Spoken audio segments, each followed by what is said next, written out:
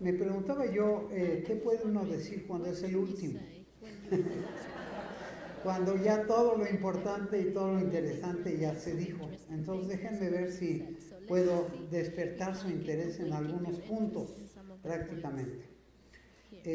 Considerando que la pregunta que se nos hizo para este panel se refiere a el futuro con nosotros, sin nosotros o contra nosotros, voy a hacer una breve, muy breve presentación de algunos puntos que me parece que podrían ser claves. Y voy a presentar a ustedes algunos elementos, digamos, de parte de resultados, que también es tópico del evento que nos ocupa, que se denomina usos de los futuros. Entonces voy a dividir mi presentación en dos etapas. A ver si esto, aquí está. Okay. Entonces, la primera lo que yo me preguntaba es ¿qué nos caracteriza? Primero, es un honor estar con ustedes, un agradecimiento, la felicitación también. El honor estar aquí con los compañeros con quienes tengo no solo una relación afectiva y amistosa, sino también de una gran admiración por los trabajos de cada uno de ellos y que ha permitido que de vez en cuando coincidamos en algunas de nuestras ideas. Me gustaría comenzar con comentar un término que hemos escuchado aquí hace un momento. Bueno, déjenme decirles, ¿qué nos caracteriza a los perspectivistas? Yo creo que nos caracterizan dos elementos muy importantes. Uno de los elementos es una extremada curiosidad para meternos en aquello que está ocurriendo y que pudiera ocurrir. Segundo, una gran rebeldía para ver cómo luchamos para que aquello que es lo más conveniente que ocurra, nosotros podamos tener una injerencia para que ocurra lo que hemos denominado el futurible, el mejor de los futuros posibles. Aquí me gustaría recordar nada más por la audiencia que tenemos, un viejo cuento que todos ustedes leyeron que se llama Alicia en el País de las Maravillas. Alicia, en un momento dado en este cuento, le pregunta a un gato cuál es el mejor camino, asumiendo que el gato es muy inteligente y que sabe estas cosas. Y la respuesta del gato es absolutamente maravillosa, ¿qué es lo que nos tiñe? Depende para dónde vas. Y eso es perspectiva. Esa es la visión del futuro, no del pasado o del presente. Ahora, los tiempos han cambiado. Cuando yo y seguramente muchos de ustedes éramos niños, en la escuela aprendíamos que el mundo del futuro era la simple continuación del pasado y que aquello que parecía medio complejo seguiría siendo medio complejo, pero que no se iba a completar. Quiere decir que el futuro era la simple continuación del pasado. Y lo usábamos en las ciencias, lo usábamos en los estudios, en los presupuestos nacionales, en los planes nacionales de desarrollo, en absolutamente todos los campos, en tecnología y en otras. ¿Qué otra característica podríamos tener los perspectivistas, que somos todos nosotros? Yo diría que una de las características es esta combinación entre los elementos técnicos, los elementos duros, los elementos de las ciencias duras y los elementos de lo que me atrevo a llamar las ciencias blandas, o sea, elementos que provienen de la ingeniería, de las matemáticas que hemos estudiado y por lo tanto se deben completar con la parte blanda. Yo con mis alumnos acostumbro a hacer un ejercicio que no voy a hacer con ustedes, pero que se los voy a platicar. Y les pregunto a los alumnos cuando no me entienden muy bien lo que estoy diciendo, y les digo, quiero reforzar con ustedes un elemento. Y les hago una pregunta. Cuando ustedes hicieron pareja con alguien, quien quiera que fuera la pareja, ¿hicieron un estudio cuantitativo o cualitativo? ¿Tomaron medidas o qué hicieron? Entonces, todos entendieron que las decisiones más importantes de nosotros los seres humanos, sea como individuos o sea como colectividad, son de carácter cualitativo, son de carácter afectivo, mucho más importantes, aunque la ciencia es muy importante, que aquellos elementos. No quiere decir que lo uno elimine lo otro, quiere decir que lo uno complementa lo otro. Y esto es lo que nos caracteriza. Pero el mundo de hoy y el mundo de mañana está cambiando vertiginosamente. Lo acaban ustedes de escuchar repetidamente y seguramente ya lo conocían desde el uso de sus celulares o lo que ustedes estén viviendo. El mundo se ha vuelto lo que hemos denominado, ustedes ya escucharon la expresión postnormal. Postnormal quiere decir que se rompen las normas, que aquello que era lo que era normado, perfectamente arreglado, etcétera, se rompe en el futuro. Es más, se está rompiendo en el presente, como ustedes ya escucharon. ¿Qué caracteriza los términos postnormales? Nada más para dar un pequeño repaso. Lo caracteriza, yo creo que tiene tres características. Uno es la complejidad, o sea, cada vez hay más actores, más variables, más elementos, más factores que vuelven complejo, muy complejo lo que estamos estudiando y que permite visualizar un mundo todavía más complejo. ¿Cuál es la segunda característica? Que este mundo complejo es caótico, no es un mundo ordenado, por eso es postnormal. El mundo caótico quiere decir que estas variables y estos actores sociales chocan entre sí de manera desordenada. ¿Cuál es la tercera de las características? La conflictividad. La conflictividad quiere decir que todos estos actores y todas estas variables entran en conflicto, que no están orientadas en una sola dirección. De ahí que nosotros hayamos en algún momento hecho con muchos de los que están aquí presentes un documento que se llamaba El futuro a debate. Es decir, el futuro hay que debatirlo, hay que racionalizarlo, hay que analizarlo, hay que estudiar. Pero tengo una preocupación muy particular que revelaré a ustedes dentro de unos momentos. Es decir, ¿qué significa en este momento esto de los futuros alternativos? Quiere decir la inexistencia del destino. El destino es algo que va a suceder irremediablemente. Desde las creencias hasta religiosas, hasta las creencias en algunos campos de conocimiento. Irremediablemente. Pero este destino no es único. En realidad se multiplica. Por eso nos atrevemos a hablar de futuros, de lo que denominamos futuros alternativos. En esta gráfica que tienen ustedes en la pantalla, están viendo cómo hemos venido analizando el pasado, dice análisis estadístico o análisis histórico en un momento dado, pero que es desordenado y que le buscamos una manera de darle un significado. Y esta manera le hemos denominado en estadística, análisis estadístico, que proyectamos como análisis probabilístico y que nos permite de alguna manera salir, no sé si logren distinguir el color verde, tendencial a hacer tendencias. Así estudiábamos el futuro desde nuestra infancia. ¿Qué otros futuros existen? En esta gráfica he representado algunos que aparecen en la literatura, probablemente no con estos mismos nombres o etiquetas, que es un futuro deseable. El futuro deseable es un futuro utópico, no es la ciencia ficción, es aquello que pudiera ocurrir si todo funciona bien. Haré algún comentario al respecto. El futuro proyectivo ya lo analizaron, es la proyección, sea matemática o sea histórica, de alguna manera el que conoce su pasado es capaz de visualizar el futuro. Y hay un futuro que denominamos indeseable, es aquello a lo que le tenemos miedo, es lo que es catastrófico, lo que pudiera ocurrir si todo funciona mal. Y con mucha frecuencia tenemos elementos que parece que funcionan. Entonces analizamos la historia, la coyuntura y visualizamos futuros alternativos. Ahora sí, la siguiente, por favor. En la siguiente me he atrevido a hacer una misma representación mostrando lo que, si ustedes ven la primera de las curvas a la derecha, están viendo lo que todos ustedes conocen como la campana de Gauss, el análisis tradicional en el medio estadístico. Nosotros los matemáticos eso es lo que operábamos siempre. Pero hay algo más que no es solamente el probable y le hemos denominado el posible. Entonces la curva de la derecha, y para que ustedes lo recuerden, es nada más como un efecto mnemotécnico, la primera de las curvas parece una mujer embarazada. La segunda de las curvas ya no está embarazada. Entonces se van ustedes a acordar.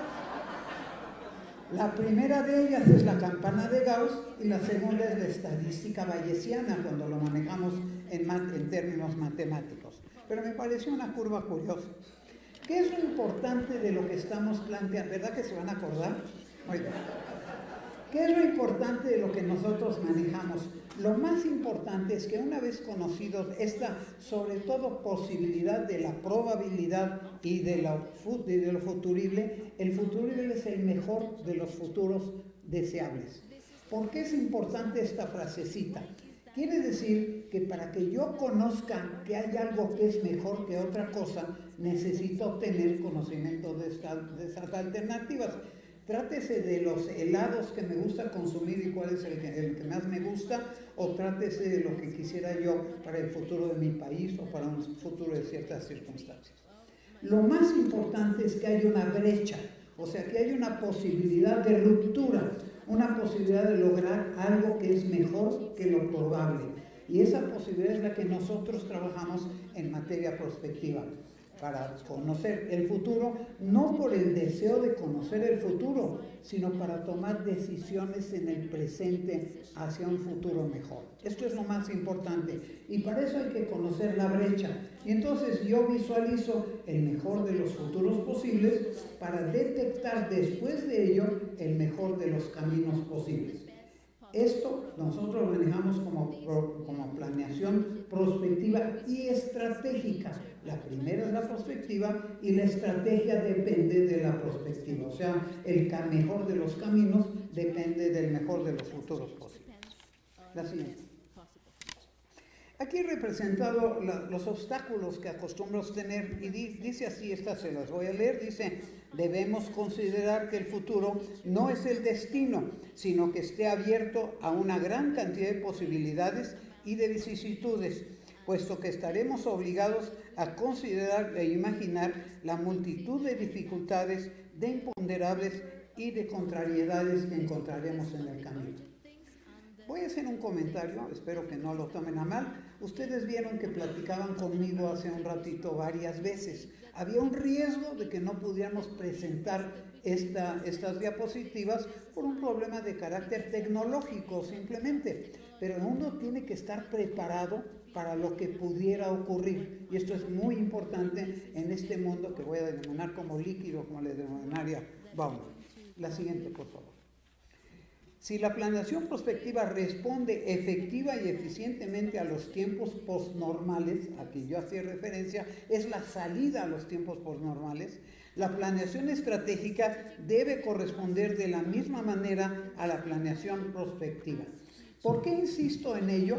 Porque con mucha frecuencia visualizamos futuros, nos está ocurriendo todos los días en todas las materias, en este momento en materia política nos está ocurriendo también. Tenemos buenos deseos, buenas intenciones, pero no sabemos o no definimos el cómo alcanzarlo.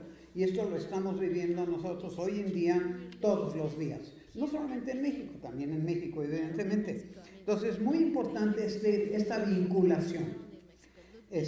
Voy a terminar con esta parte de la presentación. Queda pues, la siguiente. Ya, muy bien. Queda pues desgranar y aplicar los compromisos que estos últimos implican de la manera más participativa y responsable. ¿Por qué participativa? Porque la participación implica no solo el consensuamiento, sino el compromiso. Es muy importante, pero una participación que sea debidamente formulada, porque estamos muy acostumbrados a algunos otros tipos de participación que no necesariamente lo tienen. Todo ello dependiendo y dando seguimiento a la acción proactiva que nos permite alcanzar el futuro, el futurible, el mejor de los futuros posibles, de manera parcialmente normativa, o sea, hay cosas que no podemos cambiar, que serían constantes, no son variables, son constantes, y otras que serían las parcialmente adaptativas, líquidas, como le hemos denominado. Ahora sí, la siguiente. Quiere decir que de manera individual o familiar, como lo tienen ustedes en la representación en este libro, yo soy muy enamorado de la infografía porque se acuerdan ustedes mejor. Es más, soy enamorado de la música, pero no sé cantar. Entonces, En la gráfica de la izquierda tienen ustedes a la humanidad, digamos, colectivo, no solamente la parte individual, sino colectiva. Si todo esto que estoy platicando de manera breve es así, ahora sí, la última. Bueno, penúltima para fines prácticos. Si es así, el futuro estará respondiendo a la pregunta que nos hicieron para este panel.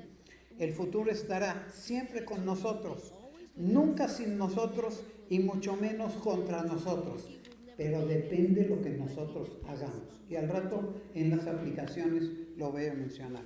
La última no es más que un agradecimiento a ustedes por esta mitad de la atención que he solicitado para ustedes.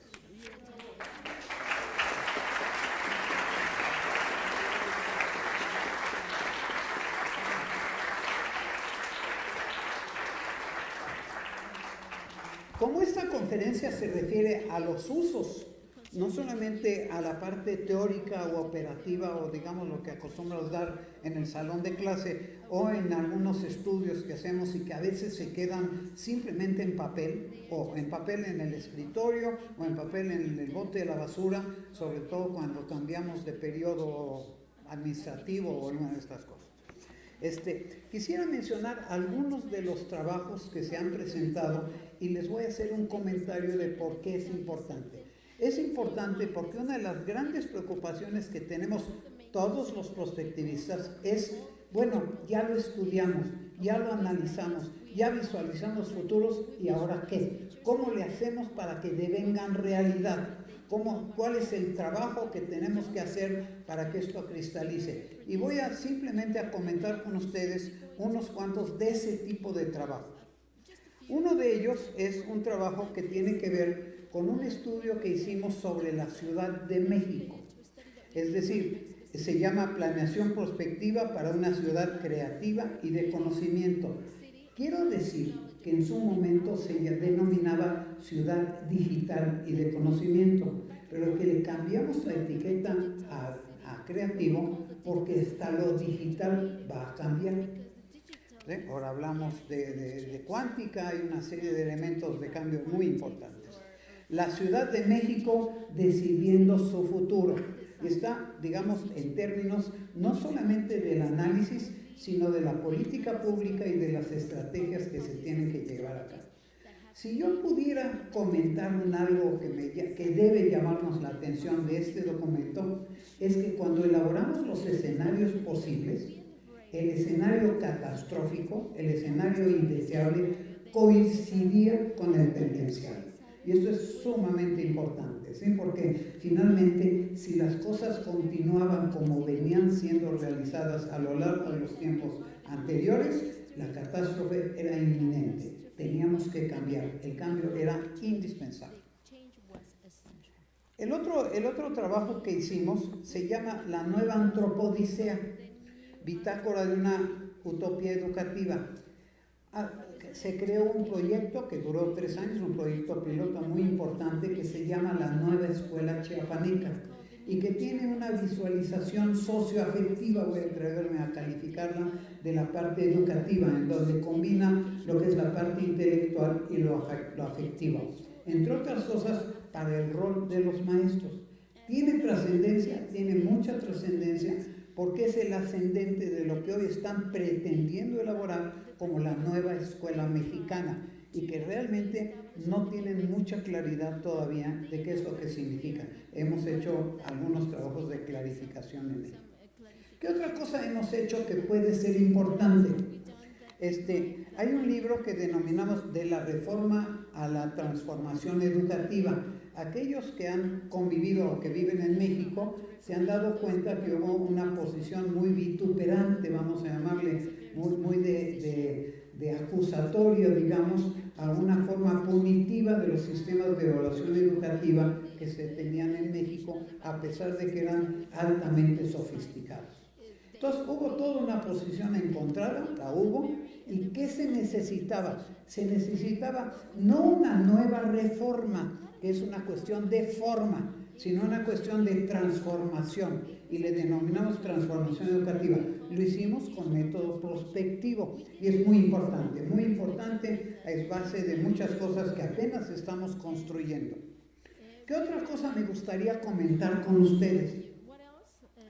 Hace aproximadamente 12 años a mí me interesó el caso de cambio climático, que varios de los compañeros han citado como un problema del futuro. Quiero mencionar a ustedes que de acuerdo con los estudiosos, el cambio climático es probablemente la mayor de las amenazas para la humanidad en el futuro. Y eso ha sido estudiado sobre todo con dos variables. Fíjense bien lo importante de no trabajar con esta complejidad. Dos variables. Una es la probabilidad de lo que ha venido ocurriendo y la otra es la cuestión del impacto. La Tierra no está en peligro, estamos en peligro los habitantes de la Tierra y particularmente nosotros los seres humanos, que no tenemos esa capacidad de adaptación a todo lo que está posiblemente ocurriendo. Entonces hicimos un documento que publicó la Cámara de Diputados que se llama México ante la complejidad del cambio climático, prospectiva, escenarios y estrategias.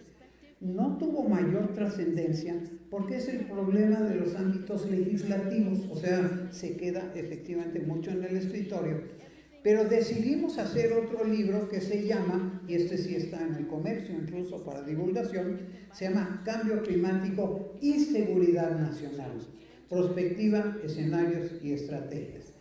Este libro pinta claramente qué es lo que está ocurriendo en el mundo, no desde el punto de vista simplemente de la ciencia, que estamos, digamos, estudiando la parte química, la parte biológica, todos estos elementos, las tendencias, el cambio climático, con efectos dramáticos potenciales. ¿Cuáles son esos efectos?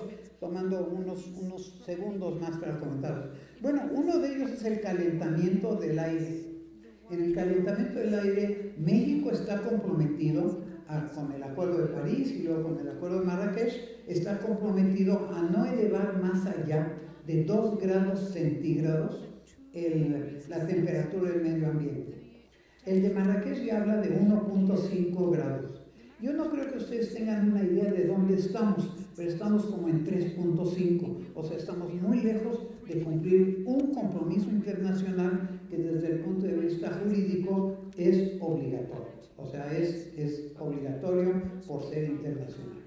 Pero lo más grave es que estas cifras como el 2% o los 3.5 o el 1% son promedios. Hay lugares donde esta temperatura se ha elevado muchísimo más, hasta 10%, y lugares donde se ha reducido más. El promedio es trabajar con promedios. Es un problema trabajar con puros promedios. Lo mismo nos pasa con el Producto Interno Bruto o alguno de estos elementos de medición. Entonces, ¿qué se está pasando? Fíjense bien la complejidad. En perspectiva manejamos no solo el largo plazo sobre el corto plazo, sino esta holística, este término incluso de origen religioso prácticamente. La holística es la totalidad, es la visualización no solo de la suma de las partes, sino desde la totalidad de estos futuros complejos hacia las partes, para determinar las partes. Entonces, este fenómeno está implicando muchas cosas. Está implicando, para que ustedes tengan una idea, está implicando no solamente el calentamiento de la atmósfera, sino la desertificación de nuestro país y de muchos otros países, a los cuales además la mano de obra del hombre, cortando árboles o haciendo otro tipo de destrozos, ha venido contribuyendo. Pero más allá, fíjense bien, los gases ácidos de efecto invernadero, ahora se perdonen la tecnología, tienen que ver, entre otras cosas, se están midiendo el CO2, dióxido de carbono, lo leemos todos los días en la prensa. ¿Qué significa eso? El CO2 se combina con el agua en el mar, que es la mayor parte de la superficie de la Tierra, y crea ácido carbónico. El ácido carbónico es un ácido, mata todos los seres vivos que pueda haber en el océano. O sea, quiere decir peces, flora, fauna, todo lo que ustedes quieran, alimentación para nosotros los seres humanos. ¿Es un gran peligro? Claro que es un gran peligro, es un peligro gigantesco. Es muy importante. No solamente se acidifican las aguas del océano, sino que además capturan menos el CO2 y por lo tanto incrementa el efecto de los gases ácidos de efecto invernadero. ¿Qué otra cosa hay? Seguridad. ¿Por qué? Porque si se elevan las aguas del mar, que también pudiera hablar de algunas cifras, pero no lo voy a citar en este momento, se elevan, desaparecen territorios completos. Territorios completos. Todo lo que esté a la orilla del mar, todo lo que esté a la orilla del mar va a ser inundado. Ya no es Venecia, es Nueva York, pero también es Villahermosa en nuestro caso.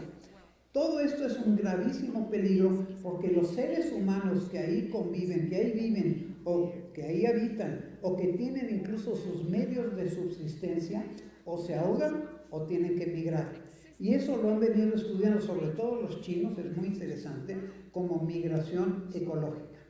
Esta migración ecológica es muy buena. Hoy en día estamos hablando mucho de migración en este país, parte por lo que nosotros mismos migramos, como por lo que algunos otros países del sur del continente y hasta de África están migrando a través de nuestro país. Esta migración tiene como propósito ocupar territorios que no estén sumergidos bajo el mar. Esa migración va a llegar a territorios que ya tienen propietario. Esos propietarios de terrenos no van a dejar que se los quiten tan fácil o que se los ocupen. Y eso es violencia. Y los índices de violencia se están incrementando en todos nuestros países, en el nuestro también. Entonces, a eso es lo que le llamamos nosotros seguridad nacional. Es decir, en realidad debiera ser, o es lo que en el libro manejamos, el término seguridad no solamente es una cuestión de fronteras entre un país y otro, sino que tiene que ver con la seguridad alimentaria, con la seguridad ecológica, con la seguridad de sobrevivencia, con la seguridad de todo lo que ustedes puedan imaginar como seguridad. Y todo eso está en un peligro. Para terminar, creo que es el último. ¿Ya? 3 minutos todavía. Ah, bueno, todavía tenemos 3 minutos. Pensé que era para recordar, no para alargar. Bueno, ya con esto termino. Les quiero recordar a ustedes que esto de la prospectiva es el instrumento ideal para poder trabajar sobre un mejor futuro. Es el instrumento siempre y cuando pasemos de los estudios a los hechos. O sea, que logremos esto que los compañeros ya han comentado, que pasemos a que las cosas efectivamente sucedan. ¿Cómo vamos a hacer que sucedan? Sensibilizando a la población. Y como tengo 3 minutos, o 2 y medio todavía, les voy a comentar a ustedes, me imagino que todos conocen la historia del Club de Roma y los límites del crecimiento. Y si no, les sugiero que lo lean. Este mismo fenómeno que se estudió en ese momento es lo que nos está ocurriendo en el caso del cambio climático. Es decir, el mundo sí se puede acabar y está en nuestras manos. Nosotros somos parcialmente culpables y parcialmente o potencialmente los que podemos resolver el problema. Hay que crear conciencia y permítanme dividir la palabra conciencia con ciencia. Muchas gracias.